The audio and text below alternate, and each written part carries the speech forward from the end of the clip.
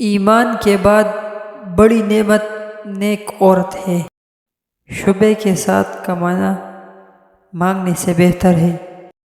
بزرگ بننے سے پہلے علم حاصل کرو۔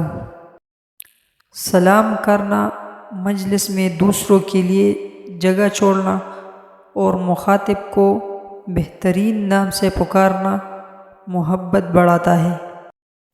جو آدمی خود کو عالم کہے وہ جاہل ہے، اور جو خود کو جنتی کہے وہ جہنمی ہے۔ خشوع وضو کا تعلق دل سے ہے، نہ کہ ظاہری حالت سے۔